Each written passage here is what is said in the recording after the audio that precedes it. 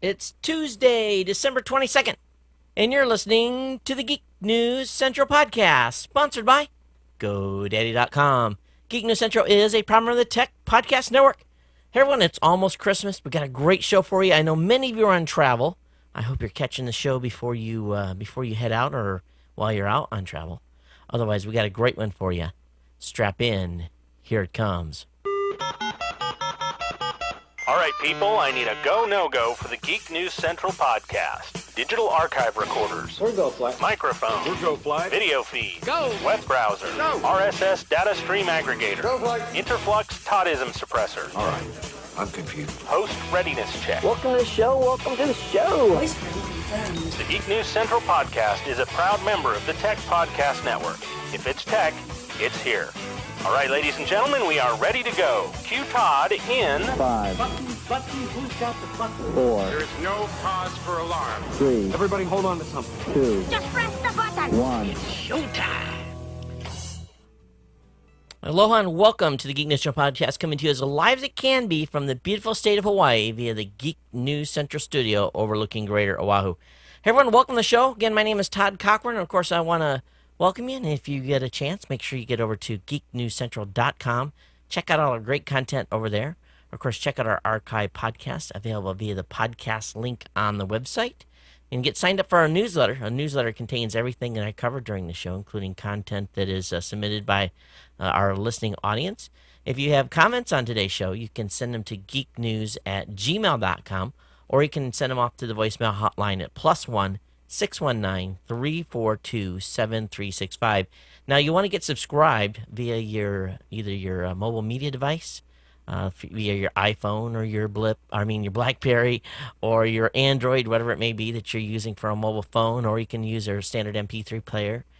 Get subscribed to the RSS feed. That'll get you the show delivered directly to your device automatically, and you won't miss a show that comes out twice a week. I record this every Monday and Thursday night with a release Tuesday and Friday morning for the audio audience. Those of you that are joining us on Ustream, want to welcome you guys to the show here tonight. And, of course, all the 99.9999% of you that subscribe via the audio podcast link on a variety of websites, thanks for being here. And, of course, again, you can subscribe via iTunes, Zune Marketplace. I got one thing that I forgot to do tonight that I need to reach over here and flip a switch on. It'll take me just a second. Let me do that and get in with the introductions tonight.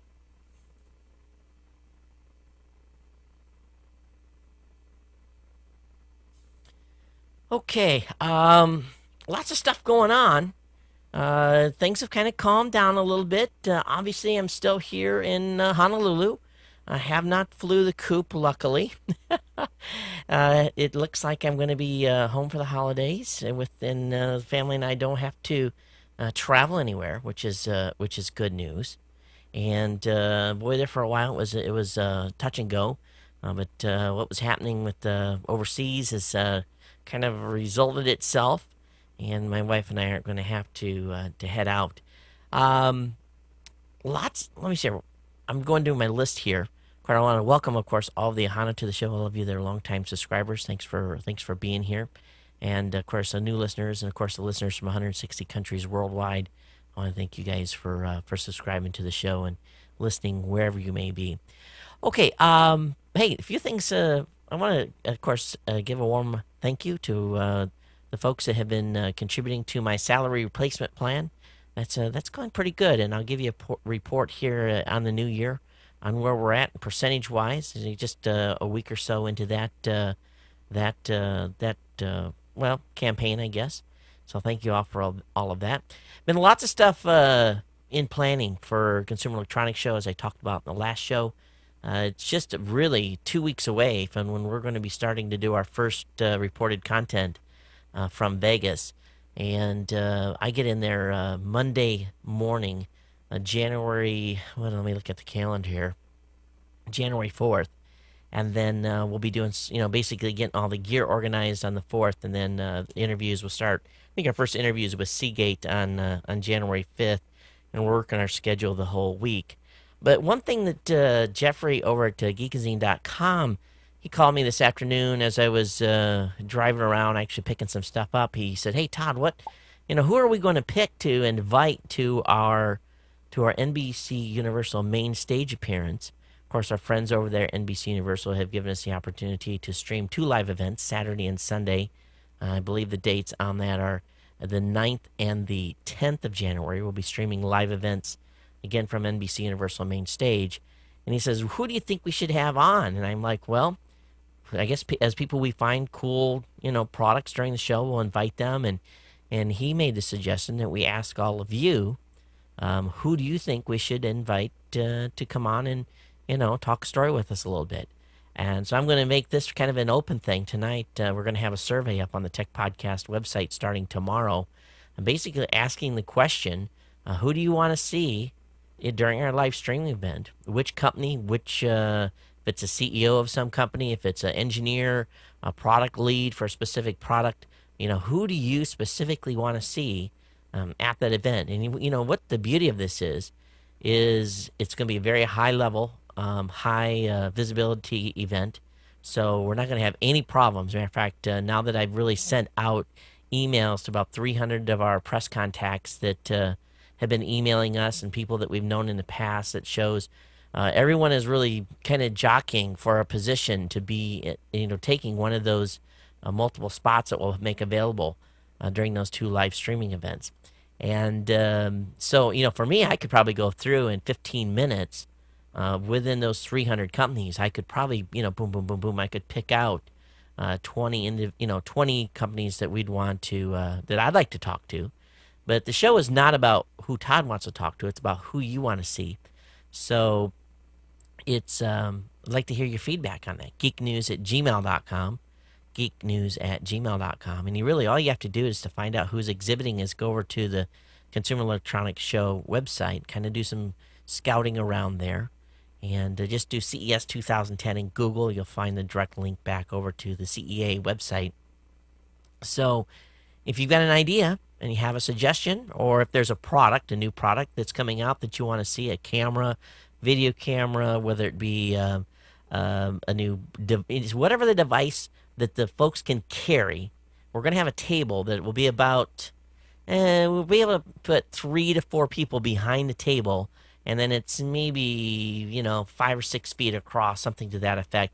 So we'll have to be able to get the product on the table. So if it's a big flat screen TV, it's not happening.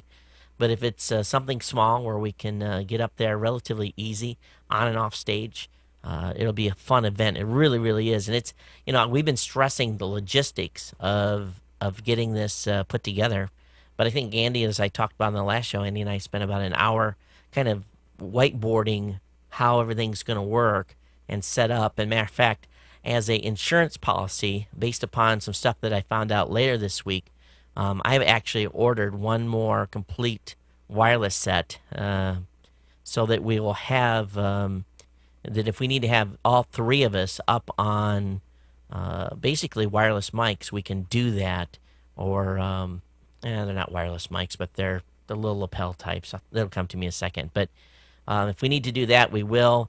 NBC Universal has indicated that their mixer is going to be, our mixer board is going to be available for us. But working, you know how everything plugs in on your board, and you know how you got your, you got everything labeled and click, click, click. It's all going to go in, and you plug it into the computer, and blah, blah, blah. You're ready to go. And you never know when you get to someone else's board, you're like, oh, I got the wrong connector. So we'll be prepared for the worst case scenario one way or the other. Whether it be XLR, 1/4-inch jack, whatever it will be, we'll be able to swap out and be good. We'll be probably heading over there Friday. Not Friday, probably Wednesday. Yeah, Wednesday, Thursday. Yeah, Wednesday to actually Thursday. Jeez. Thursday to actually take a look at the stage and look at the hookups and make sure we're good. If not, we'll be running to get cables and so forth. But if you have stock in FedEx, this is a time to buy FedEx right now. Stock, because after I get done shipping everything I got to ship to Vegas, they're going to have a good reporting quarter. It is simply ridiculous. I remember the first year I went to CES, I went with a suitcase and my computer bag. The second year I went to CES, it was with a suitcase, computer bag, and an extra camera. Now I'm up to three cameras, three camera rigs, tripods, monopods, uh, up to 4 to 5 wireless devices. In other words, 4 combinations of transmitters, receivers, multiple mics, um, lots of lights, and it's crazy. And I'm looking at all this stuff, I'm thinking, first of all, you got to pay by the pound to get it out of the hotel bounty. Basically, it goes into the hotel, and the hotel says, "Oh, yeah, you got to pay us $1 a pound or whatever it is to get it out of their, out of their capture system. That it's how they roll you over, and it's not good.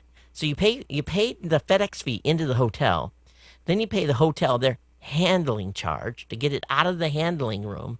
Then you get it, go through your whole process, get done at the end of the event, and then you get stuck again because you take it back to them. Because really, you don't want to go run to FedEx. You've had it. You don't, want to go load, 10 boxes into a car to roll down to the local FedEx and carry everything in. That's just, no.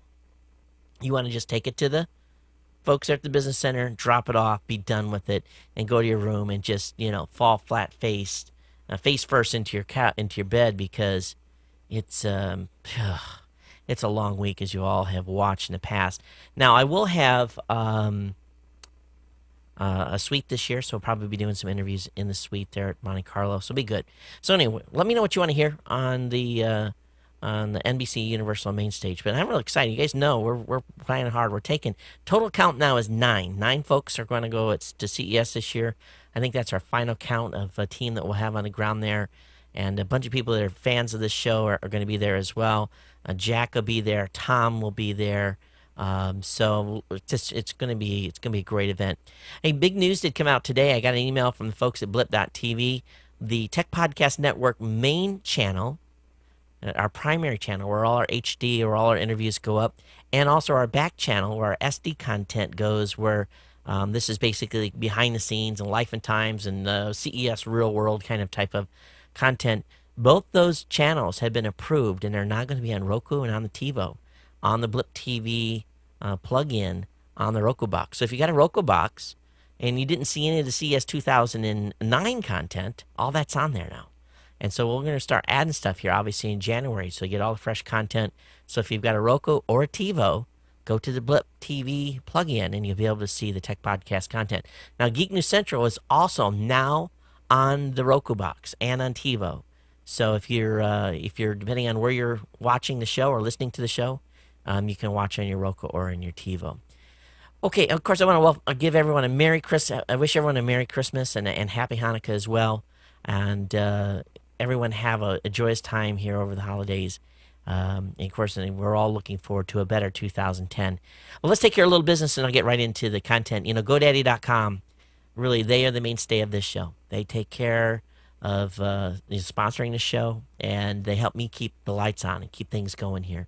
So when you're thinking about a domain name, a dedicated server, virtual dedicated server, shared hosting account, a secure socket layer SSL certificate, think about GoDaddy.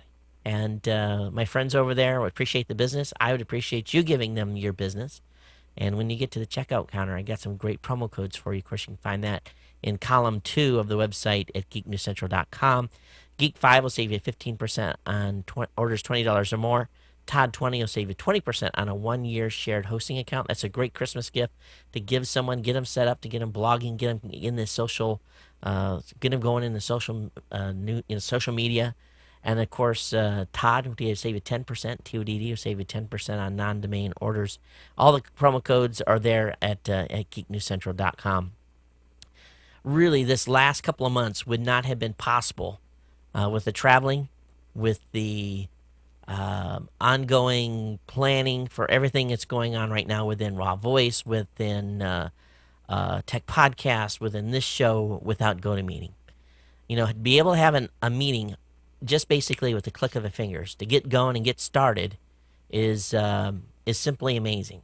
I fly a lot, I travel a lot, but when I'm traveling, I still have meetings. It's not like I'm not continuously having other meetings. Sometimes you do have to go someplace, but when the opportunity affords you to just stay at your computer, GoToMeeting is a product that you want to use. It's simple to use. You can start a meeting with a single click of the button. You can invite someone in real easily via email. You just basically can talk via your webcam that's right on your computer, the microphone that's right on your computer. So you don't even have to pick up a telephone. They see what you see. You can see their screen if you want, trade back and forth. And it's all available for a free 30-day trial. You go to meeting.com/tech podcast. Go to meeting.com/tech podcast for your free 30-day demo of GoToMeeting. And thanks for GoToMeeting and, of course, GoDaddy for being longtime sponsors here. All right, let me go ahead and look at the list. I think we're good on everything. I know some of you are enjoying a little holiday time off. If you've joined me on YouTube tonight, I want to thank you for joining. I will not be able to watch what's being talked about in chat until the end of the show. If you want to hang out to the end of the show, which will be in about an hour, feel free to do so. And then we can yak and we can, do some stuff afterwards. But I know you're all here for the content. Let's get into it. Hey, Twitter announced today that their content search deals looks like is going to make them profitable. And I'm thinking to myself, how can a company who this year received, $100 million in funding be profitable? How does that work? How does a company that, has taken so much money in investment, all of a sudden, I guess that doesn't count towards their bottom line of expense. But data mining deals signed in October will bring in $25 million in exchange for rendering Twitter tweets searchable on Google and on Microsoft Bing. So, if they only got $25 million for a year of allowing Google and Bing to access to that Twitter stream, what were they thinking? I don't know about you, but I would think that would be worth a little more, wouldn't you guys? 25 million, that's it. So I guess that made them profitable. We'll see what happens next year. They have to be profitable, whatever. And we talked about the Roku a little bit already, but Roku, and even when I've been, okay, I got a confession. You guys know I've told you before I've never watched Lost. Well, Netflix made available the ability to instantly get, you can basically go through and pick movies and you can watch them immediately. You can watch them on your computer. I can actually watch them on my Roku box.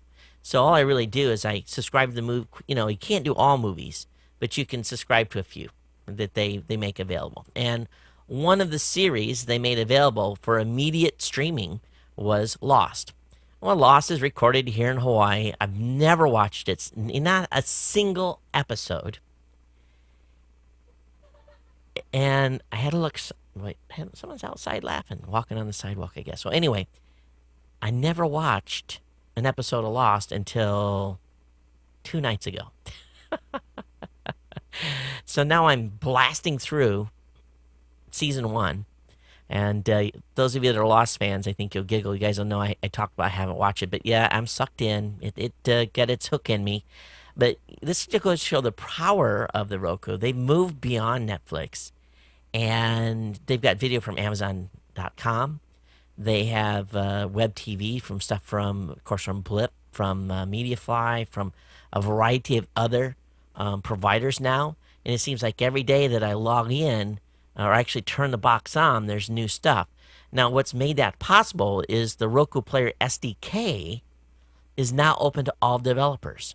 So you can absolutely be guaranteed tomorrow night when my team meets for our last meeting of the year at Raw Voice, this is going to be a topic of hot interest because I'm going to tell Angelo, I don't care what you do, hire someone, whatever it takes, I want us to be able to have our own channel, either Blueberry Tech Podcast, our medical network, our travel network, all that. I want to have our own video channel on the Roku box. This is the way. I've told you guys this is, it's, and of course the Roku's got a geek factor now. It's basically geek penetration, but for $99, it's an amazing device. It really, really is.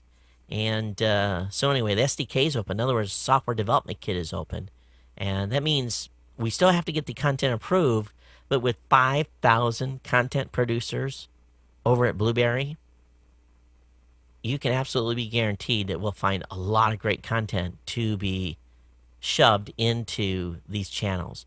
And I'm really excited about it. I really, really am. And what's good here is we're not locked into having to go through Blip or go through some of these other companies. They don't own the space. And I'm looking at some of the way they implement some of their stuff. I think we can do a lot better job. So anyway, we'll stand by on that. We'll let you know. All right, digital noise over at CNET. The 5 most welcome digital audio products of 2009. What was your most, what was the product that you was most happy to see come on the market this year? I know many of you are still big Apple fans, and you probably have an iPod Touch. You've got whatever it may be, whatever media device you may have. There's still a lot of other cool stuff out there. The Zune HD made the 2009 list.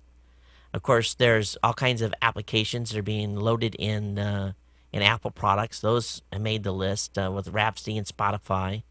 Talked about the Sonos S5 and their product that they made available, which is pretty cool. The iConcert Cal for iPhone. This is for live music fans. This is one that made the list as well. So, and Windows 7 as well. And I have to say, from what I saw with Windows Media Center on Windows 7, they're treating new media creators just like CBS. So that's what excites me about what they've done with Windows 7 and Windows Media Center. If you haven't loaded Windows Media Center and Windows 7, do that. And then just look around and see the new media content intermixed with the mainstream content. All right, do you live in Maine? I know we've got a few listeners that live up in Maine. As a matter of fact, I got some good friends that live up in Maine. Matter of fact, one of my best friends, his name's Jeff. He, Jim. Jeez. Sorry, Jim. Jay, it was close, right? Best friend. That's how good of a friend am I, right?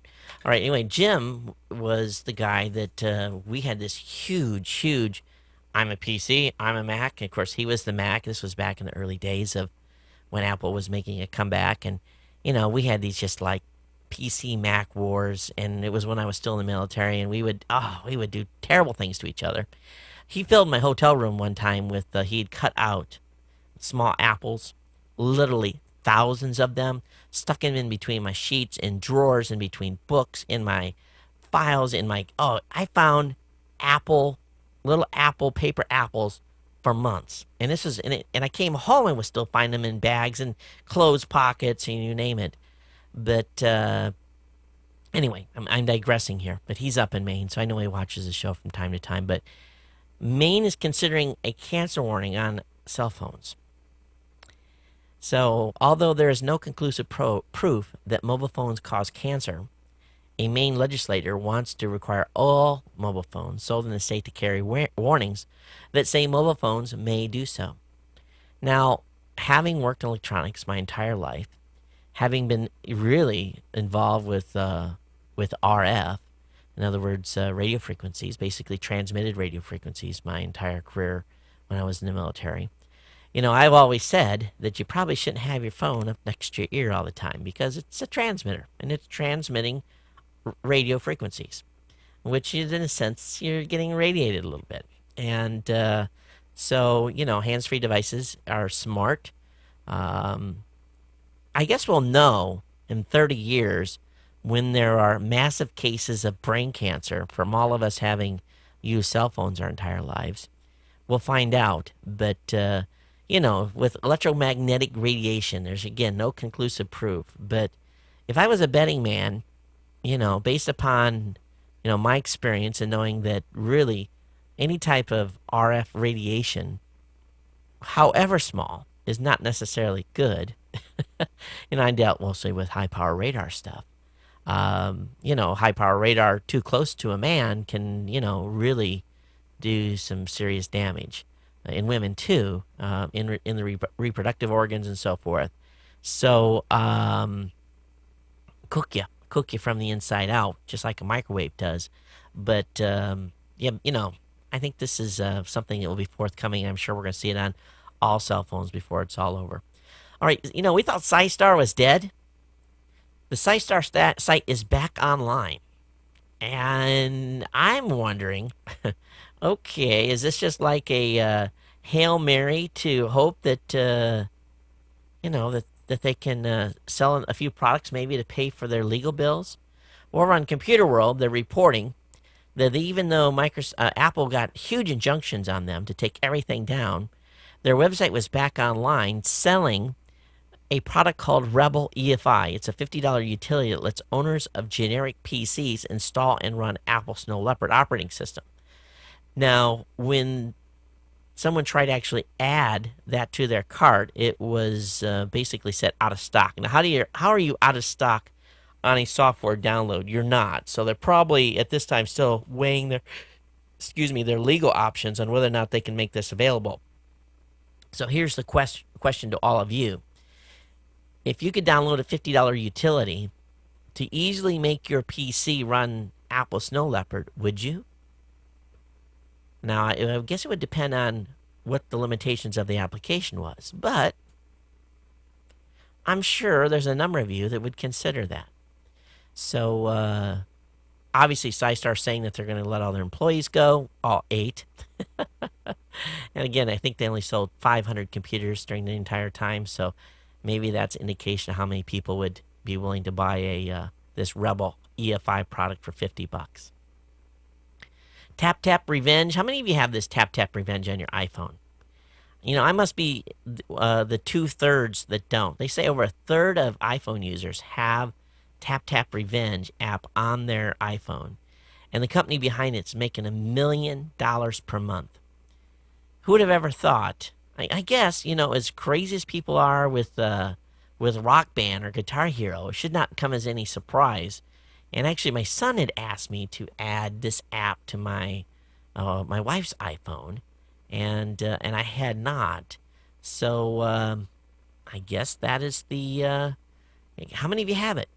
And you think about that, $1 million a month that they're making off that. Just such a simple idea, making that big of money. Now, how many of you have got a big screen TV that you still have to hook up to a cable box? And if I would bet that would be the high majority of you have a big screen TV that may have a slot for a cable card, but probably doesn't have one in it. And of course, this is loading slow on my other. Actually, let me go back to this. There we go.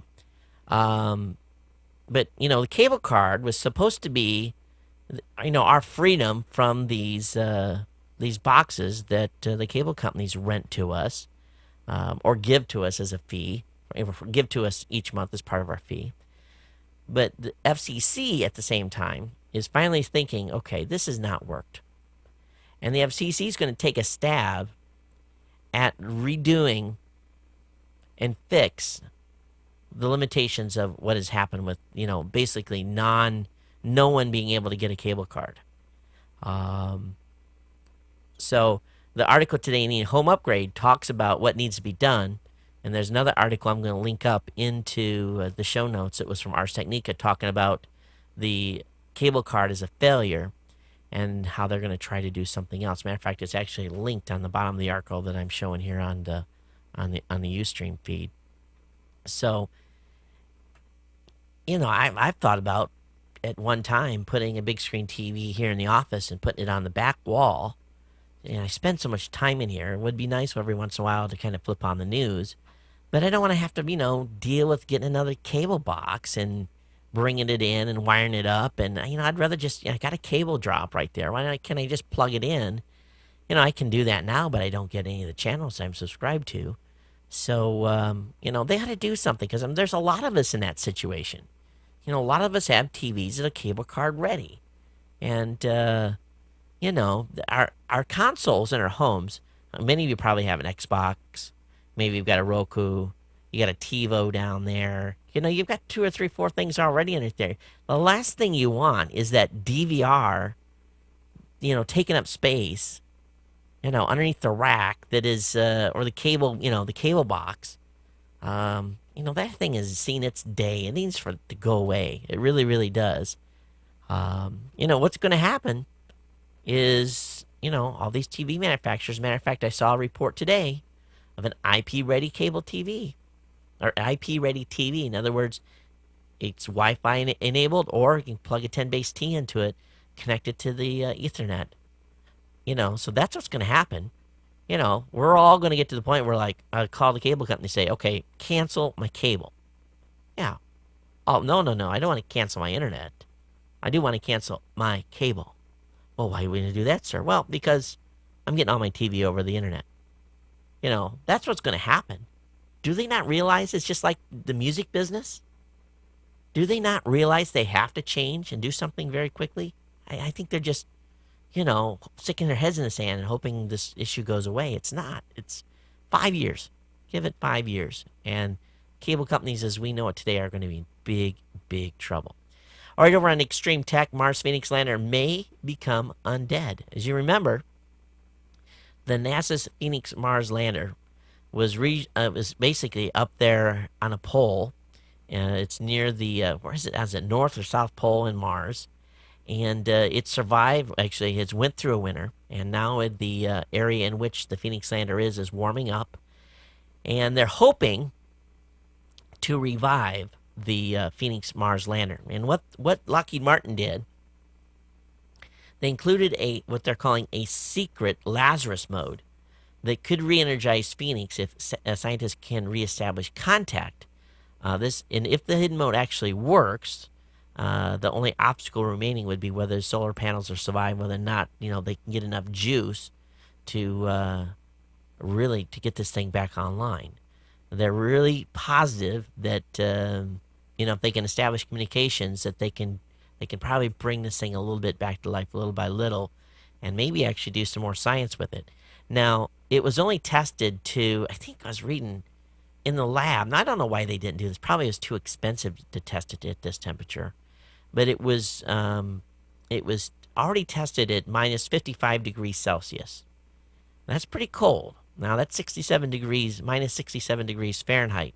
Now, a winter on Mars averages about 126 degrees Celsius, which is 195 degrees, minus 195 degrees Fahrenheit. So, you think about that. Okay, minus 67 degrees Fahrenheit to minus 195. What's 130 degrees Fahrenheit between friends, right? If it was able to reactivate at minus 67, well, what's another 130 degrees? Probably a lot, but we'll see. It's only a matter of time. And their window to really start going after this has started, and they'll be looking over the next couple of months to see if it'll actually call home per se, or if they can actually reestablish contact. I bet you the batteries on the thing just blew up. It's whatever it uses for power. The power cells are the only thing that's going to bring it up. I can't imagine the batteries being good. I just can't. Maybe they were. I don't know. We'll see. Let's move on. Over on Computer World, Apple firmware update aims to fix iMac flickering. If you have a 27-inch iMac, do a update, and they have a supposed fix for your display issue online today.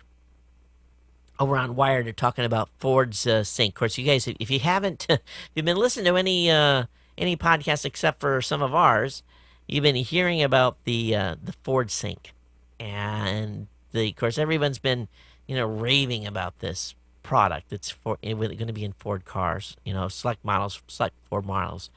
Next year, Ford is making its cars into mobile Wi-Fi hotspots, and they're going to upgrade sync so that every car that is installed with sync essentially will be in its own bubble, its own little Wi-Fi hotspot. And they're going to be dropping a 4G network in as well. So I have 3G/4G available. I guess it'll switch automatically if it's in a reception area. And the hardware costs about $200.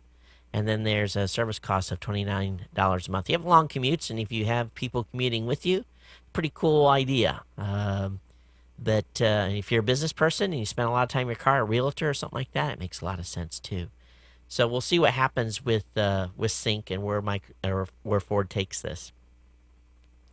If you eat at McDonald's a lot, Starting in January, visitors to 11,000 McDonald's restaurants will be offered free Wi-Fi with their Big Macs. Now, how many McDonald's are in the United States? There's got to be more than 11,000.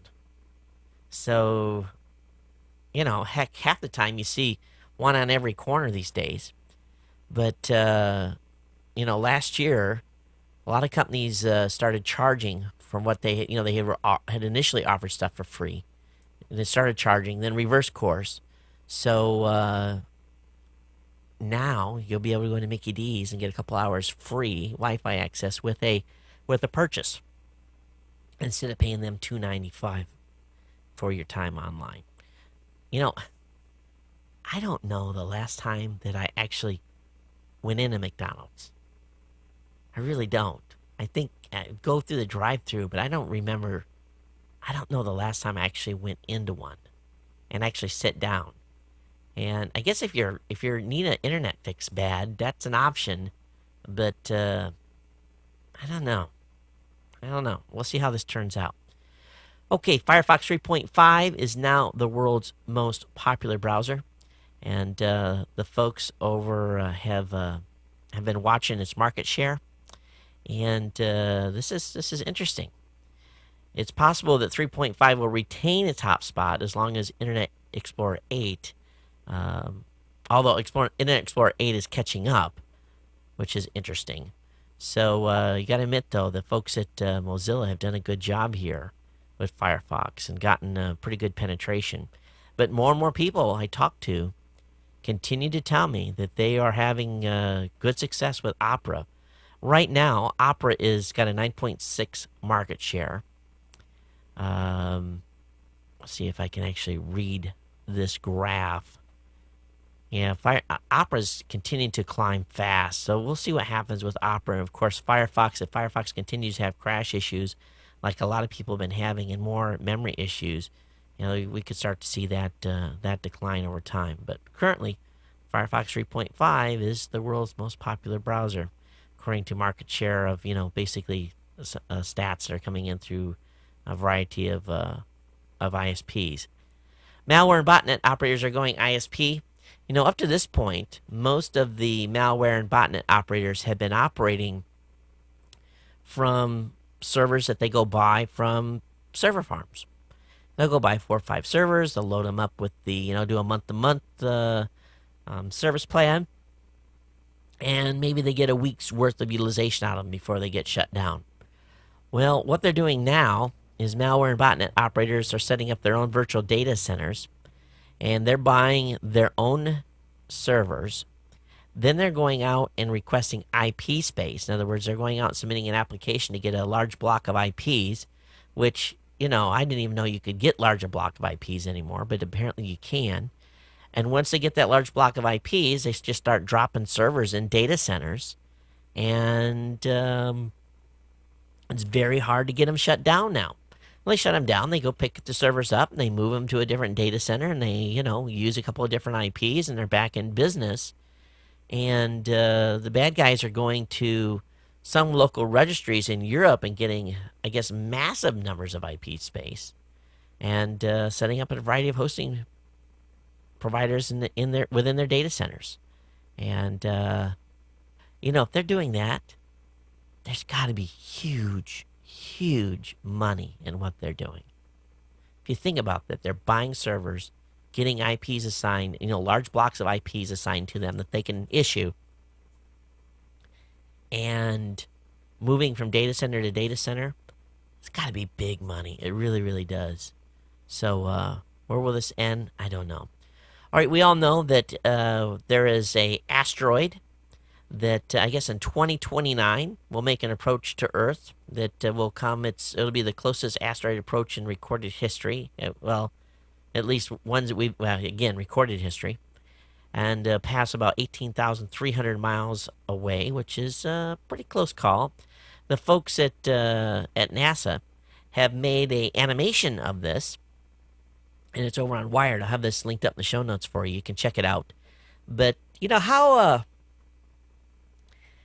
what is the chance of this thing in like the next 20 years, just, having a little degrade in its orbit or, whatever happens up there in space. What are the chances of this thing, it's got a 1 in 250,000 chance of making a direct strike, which, I guess in the gambling odds is not real good odds, but still 1 in 250,000, 2029. What age will I be then? That's not too far away if you think about it. Another 20 years. Okay, the Chicago Tribune noticed that more accidents happening at many intersections with red light cameras. And it's not all, but a lot of essentially intersections that that have these red light cameras. They're seeing a high number of rear ends where people are slamming on their brakes to try to stop the not below the light. And then they see an increase of people that are actually speeding up, trying to get through the light, and then actually end up getting T-boned. So this is kind of interesting. You would think that you have a intersection with a red light camera. You would expect people to, if they drive in that area, to say, okay, that light has a camera on it. I better be careful. And that they would, pay more attention. But this may bypass the claim that these cameras increase safety. Now, it's not in all red light camera situations, but a pretty good percentage of them, at least in Chicago, they're seeing a lot of accidents, an increase in accidents at these particular intersections. So, if anything else, that may give you make you more aware. There's a little rumor coming out of Apple that Apple may be on the verge of making some deals, specifically with CBS and Walt Disney, which Walt Disney runs ABC, considering a proposal by Apple to offer a subscription-based TV service over the internet. Now, okay, CBS, ABC, Walt Disney, what is that? Handful of channels that they own between them. But if they put this on an Apple TV device, like the Apple TV, this could be big. It can make a difference. So far their strategy with the Apple TV has been junk. I haven't, what we use my Apple TV for? We use it to do, when friends come over, we just basically put the slideshow on and let the pictures we've shot that year run through. That's not really thing we use it for. And the kids will use it to watch little YouTube videos from time to time. But if they make this deal happen, there's going to be some cable companies that are going to be very, very upset. Podcasters out there, if you are a fan of the Levelator, Doug K's weblog is reporting that the Levelator 2.0 beta has begun. He's made some changes to it. So check that out. I'll have that link, of course, for you up in the show notes. Are you ready for the next version of the iPhone? Apparently, Apple's already locking down dates for the iPhone announcement at WWDC 2010. That'll happen between June 28th and July 2nd of 2010. So that's going to be a significant event by Apple where they'll be making some new announcements, and generally where they announce new iPhones. Hey, those of you that are that follow the Mac heartbeat more, when is the MacBook Pro? Have you guys heard anything on whether or not the MacBook Pro is going to get the Intel i7 chip? You guys heard anything on this at all? Is that going to happen, or is there a heat factor? Does anybody know when Apple is due to update their MacBook Pro line again? Kind of curious on that. And it's been about a year, right, since they updated the MacBook Pro. Aren't we due in the spring for a refresh? I would think so, especially with the iMacs getting the update recently. All right, if you're a criminal and you're ripping off people's mobile phones, you got to use a little common sense. Peter Gamblin, a 24-year-old former billiard champion in the UK, was busted for stealing a cell phone after the victim called him up and asked him for his name and address. He said, "Hey, yeah, my name is Peter Gamblin. It's spelled Gamblin. I guess, try to come find me, dude. Ha ha ha." This guy gave the victim his name and address.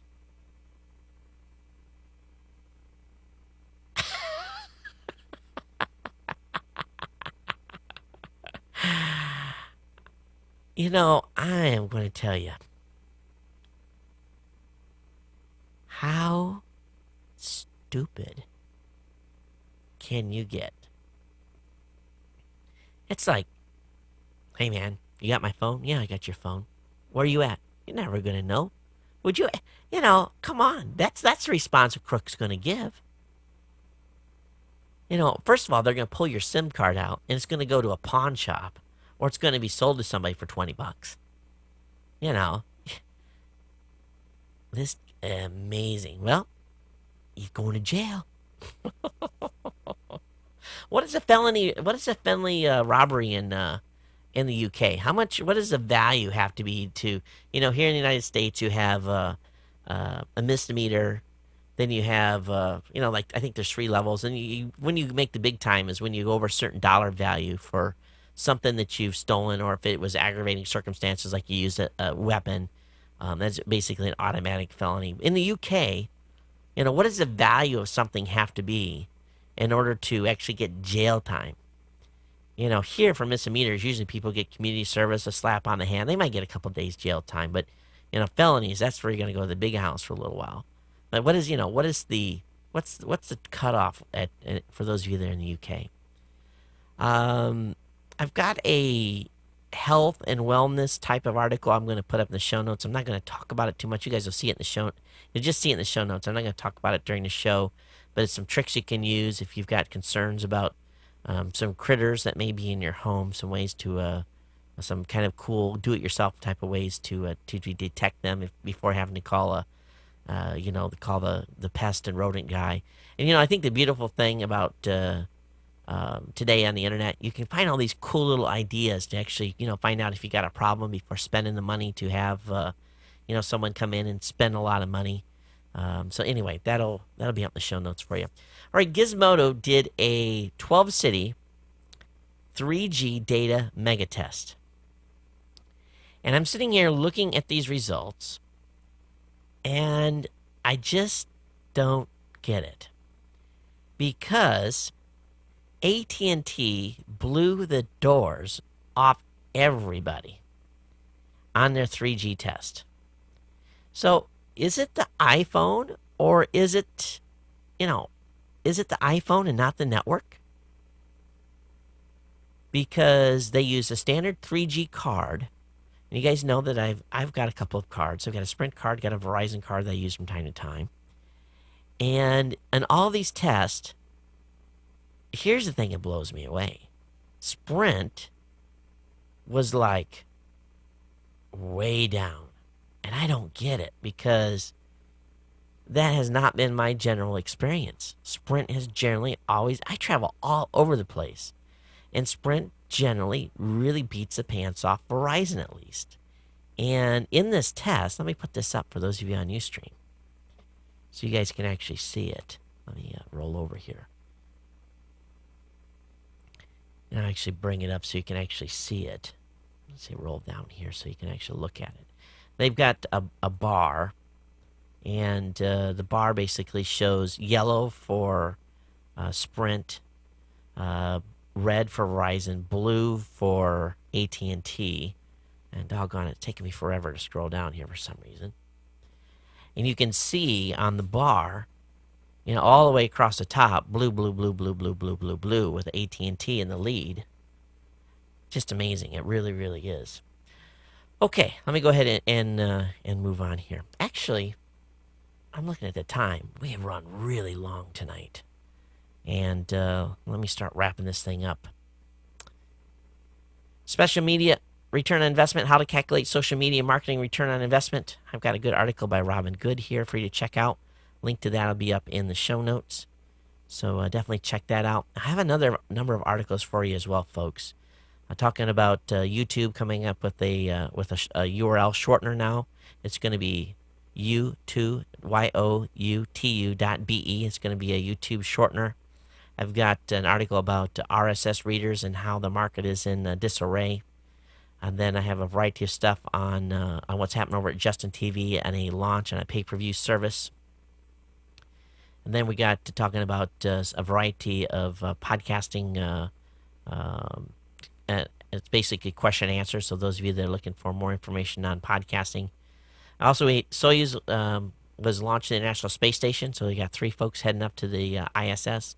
So they're due to arrive here, I think, tomorrow afternoon Eastern. Big report due to come out of the White House soon as well, where they're going to be making an announcement of major change to NASA's exploration strategy. So see what happens with that. Also, a very comical article about AT&T talking about their infrastructure is not the reason for the iPhone connection problems. And I think, if you look at that 3G test results done by Gizmodo, it kind of leads into that a little bit as well. And that's about it. That's all I've got in my regular stuff. I've got a number of emails, and boy, I don't know where did the time go today? I mean, it just blasted through. It really did. I looked over there at the timer on the recorder. It said an hour and 30 minutes. I said, how is that possible? I'm not even going for an hour and 30. It sure didn't feel... No. Impossible. There must be something wrong because the other timer says 51 minutes. Oh, that's not encouraging. No, it's no kidding. I looked over at the Adobe Edition, and it says an hour and 31 minutes and 55 seconds. And it's definitely got an issue. So I thank goodness we've got an audio recording on the TriCaster. I was like, where did the time go? We've got plenty of time. I'm actually doing good for time. I just blasted through those last 10. Hey, just going back to the 3G on the 3G results. I want you all to look at this. And many of you have cards. Take a look at this and let me know where you guys feel this is at. You guys are using a variety of mobile cards. What have you guys' experience been? Okay, really, I'd like to hear from you on that. Let me go ahead and read these emails. Got an email from George. He said, hey, Todd, I was listening to you on the 1218 show where you made a request for a solution to upload your videos to multiple sites. I run Gary, Gari, TV.com, which is a site like YouTube for a very targeted audience. The site I use to upload videos to and to about 15 others, including YouTube, is TubeMogul. Best of all, it's free. Keep up, enjoy the. George, I love TubeMogul as well, but they limit you to the number of uploads you can do free per month. And I actually went and priced what it would cost to push the multiple videos that we're going to do during CES to multiple sites, and I think they wanted $1,200 for a month. Is what they wanted for the price. In order for us to cover everything that we wanted to cover, they wanted $1,200, and that's a pretty big hunk of change. I think we're going to push to like 5 or 6 sites is what we're going to push to. We're not going to push to a total of 15. But if you're doing 2 shows a week like I am, you run through their free allotment, just like that. You really, really do. Got an email here from Gary. He said, hey, Todd, you asked a question on a recent show about calibrating plasma and HD TVs. He says, Leo Laporte has an occasional guest named Scott Wilkinson of the Ultimate AV Guide who says that these TVs come shipped to display while on the showroom floor, i.e. underneath fluorescent lights, and is highly recommended that owners calibrate their TVs for the room they will be viewing. Scott did a blog post, and I have the link here, on this and reviewed a product called Digital Video Essentials by Joe Kane, which I'm familiar with. I'm familiar with Joe's stuff, and that's a $29.95 product. He says, I do not own or have not used these products, but recommendation comes from 2 trusted sources, kind of like you just thought I would pass it on. Gary in Grand Rapids. Thanks, Gary, for that. Appreciate it. Got an email from Chris, and this was more of a press release, but I want to bring everyone into up to speed on this. How many of you have blinds in your home? Do you know that there's a recall out? The U.S. Consumer Product Safety Commission, in the midst of instituting one of the largest window blind recalls in history, the recall applies to nearly every Roman blind and or shade available. The products are being called into question due to an increased concern regarding child safety issues, specifically child strangulation. it's basically his company's been working closely with each of the manufacturers as well as the consumer CPSC and the American National Standards for Safety of Coated Windows, covering products to ensure the window blinds products that they sell meet safety standards. Now, I don't want to go into a pitch for his company, but what this reminded me was I had seen an article on this, and if you have blinds in your home, you need to go over to the U.S. Consumer Product Safety Commission website and read the review, or read the recall, and read the actual companies that are affected. This is just a huge number of products that's on this list. The folks at Blind Chili suggest general safety measures that homeowners should consider to include examining all windows, covering for exposed cords that could pose a danger to children, installing cordless products when possible, arranging furniture so that there are no large pieces near windows. Yeah, right. We all have large pieces of furniture near our windows. Installing tension devices to keep any looped, beaded, chained, and or cord taut. So basically a few safety things there. But I guess there's been 16 near strangulations in addition to 5 fatal strangulations. These things have been on people's windows since the beginning of time. Really, let's think about it. I remember shaded windows when I was a kid. That was 30 years, 35 years ago. So, I guess use some common sense here, folks. But go ahead and look at what they have to say, and I'll give you a few links in the show notes. But if you want to get your shades replaced, hey, you can do it for free. Got an email from Luke, and Luke says he said it was just for me. But I do want to make a point to him, and this is about donations. He said, Todd, I feel you're starting to copy Leo a bit too much. And, be honest with you,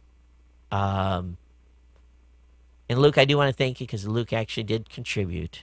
And I do want to say that even though he wrote me a little note. But Luke, one thing I do is I watch a lot of content and I listen to a lot of content on the web. And everything that I do, believe me, to be creative, you have to really, if you want to do it by yourself, that's fine. If you want to reinvent the wheel and do everything from scratch, you can. But I go around and I try to find the best elements of everything that I see out on the web, and I try to incorporate it into this show. Now, the audio portion of this show is what it is. I developed it. I came up with the way the show's laid out, and that is that. The audio portion of the show will remain the same, whereas the video now has to somehow come into it and play a part. And over the next year, I'll be improving the process that I use to integrate the video into the programming, while at the same time trying to not affect the audio listening part of the audience. The beginning of the show is always my time to kind of chat with everyone. I know that in the last 4 or 5 shows, that time has went a little long. It's because we've had a lot of stuff going on, a lot of stuff to talk about. But I also try to give you a little more at the end, so that if you want to go ahead and scroll through the first 15 minutes of the show, there's still a good 45 to 50 minutes of good content before we get to this portion of the show where we have the voicemails and stuff. And I understand your unhappy faces all the way through here, but please remember that this audience continues to grow in leaps and bounds. We've had our biggest growth months in the past 6 months that we have had in 4 years. And there has to be a reason for that. It has to be for the reason the way I'm putting the show together, the way the show is reaching more people in different ways, the way I'm trying to innovate with the actual delivery of the video and stuff as well. The video download numbers are climbing very good. I'm very happy with the growth. It's a 500 meg download if someone wants to download this show to their iPod. 500 megs. And only the best fans of the show are going to do that, okay? Because you get a couple of these shows, boom, you've used some memory on the of the show. Do this for an hour and 15 hour and 20 minutes. keep the video quality the way it is, it's a big download. You go over to Revision 3, you look at Tekzilla, you look at their long format programs, their videos are 500 meg downloads. Same thing. The streaming stuff that's on the site is available as well. The stream stuff directly on the site that people are watching are getting great numbers. Really great numbers. We've now at Ustream become a show that they are recognizing as a quality show. We've gotten some acknowledgement there. So please understand that the show's been this way for 5 years, but it's time to move to the next step. And I'm going to take the best things that I find that everyone's doing, and if it's working for them, I'll incorporate in the show. If it doesn't work within the show, we'll walk away from it. You know, and I'm willing to experiment here. So, and I said on the last show that Leo said he was doing basically the same type of a deal where he was replacing his salary. I was kind of like, that's weird. So, it is what it is. But thank you for being a supporter, and thanks for being part of the Ohana. I do appreciate it, and I do appreciate your comments as well. But, and again, we've gotten very, matter of fact, this is probably, your feedback was probably the most critical feedback that I've gotten so far. And, I expect the Ohana, the family of listeners of this show, if they have an issue with anything that I do, I want them to pick up their telephones and call the voicemail hotline. I want them to call in, or actually email me and scold me and let me know. That's what I expect to happen, and I know everyone's going to hold me to that. So I appreciate your feedback. I really do. So thanks for letting me kind of reiterate. And I didn't want to call you out or anything like that, but just trying to let everybody know where we're going here. Got an email from Charles. Hey, Todd, I feel your pain traveling. Okay, we already talked about this one in the last show. So that's it for voicemails. See, I'm actually getting everyone out of here early, and at least according to the timer on the on the TriCaster. You'd say and rush into those 10 last articles for nothing. We could have covered another 20. I hope everyone has a Merry Christmas. I hope that your families are well. I hope that Santa Claus is good to you. And if you're facing financial difficult times, our family will have you and our thoughts and prayers. Of course, all of the audience out there as well. And, it doesn't matter if you celebrate Christmas or not. I hope that you have a good holiday period, whatever your religious background may be, because we don't try to bring religion at all into this show. But I will tell everyone to have a Merry Christmas. And for everyone else, of course, Happy Holidays, Happy Hanukkah as well. Be safe, travel safe, enjoy family time, and get refreshed, get your batteries recharged. Probably will not be an end of the week show. And we'll be back with you next week for a couple of shows before I head out to Vegas. But everyone enjoy. I know that I'm going to. I'm going to be having some downtime and shutting all the computers off and just spending time with my wife and Chris, who's here with us. My other two older children are in. Actually, 3 of my older children are in Michigan with Grandma as we speak, having a great time throwing snowballs, making snowman. They spent all day outside in the snow. So this was really their first time to really is in an age where they could have a lot of fun, engage in a good snowball fight, and had just a terrific time. So I'm glad they're doing that, and we're spending a little extra time with the younger one here, as we should, and take time just to kind of reflect and look and where things have went the past year, and get refreshed and recharged for next. But no matter when you listen to this, if it's after the holidays or not, again, thanks for being part of the Ohana. Thanks for being part of the family. Thank you for being subscribed to the show. Thank you for supporting the sponsors as well. We'll be back with you next week with another edition of the Geek News Central podcast. Again, my name is Todd Cochran, geeknews@gmail.com. Voicemail hotline +1 619 342 7365. Those of you that are on Ustream that want to hang out. For the rest of you, well, take care. Aloha.